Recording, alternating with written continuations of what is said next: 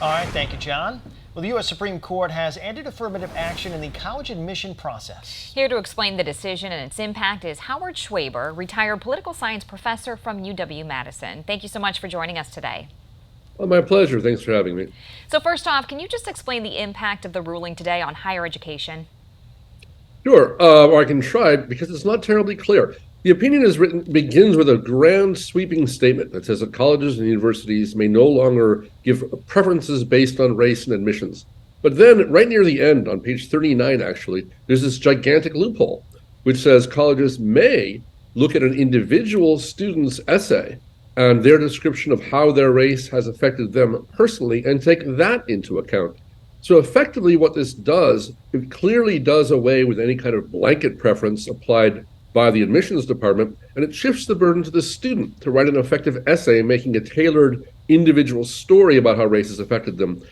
What this is going to mean is that students with smart college counselors or hired consultants or tutors or savvy parents will still be, who are minorities, will still be able to gain an advantage by writing a personal essay that draws on their racial identity as part of their experience.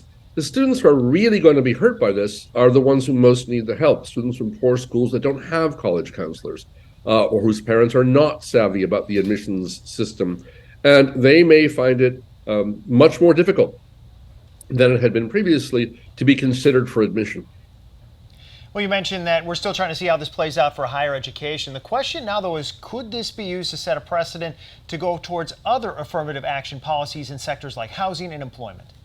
Absolutely. There's no question that that's coming. I don't mean to say there's no question the Supreme Court will accept that, but there's no question that lawsuits will be filed challenging other forms of race-based preferences because the logic of the opinion is extremely broad, even though its impact is a little hard to see. If I can come back to higher education for a moment, because this resonates in all those other areas, one of the problems is that this opinion is written in very grand and vague terms, and it doesn't answer hundreds of questions. For example, if it's impermissible to have a policy benefiting applicants because they are racial minorities at the application stage, does that also make it unconstitutional to have DEI programs that benefit racial minorities once students are on campus? And you can ask the same question about employment and housing and other areas. If this rule is extended, this principle is extended to prohibit race-based preferences in those areas, does it also prohibit programs in the operation of businesses or government contracting, or even of the military, that involve race-conscious benefit programs, not for access, but for treatment after being hired or after becoming a contractor or after becoming part of an organization? And the answer is that nobody knows.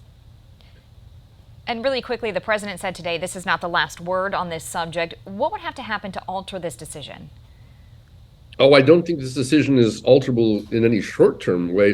What would be required is a change in the personnel of the Supreme Court and a new ruling. You know, it's interesting to note, if you go back to the election of 2016 and what a fluke election that was, had Hillary Clinton been the winner, this 6-3 majority banning affirmative action would almost certainly have been a 5-4 majority preserving it. So it's just one more lesson on how consequential presidents' abilities to nominate Supreme Court justices really is. Howard Schwaber, we appreciate the time as always. Thank you. My pleasure.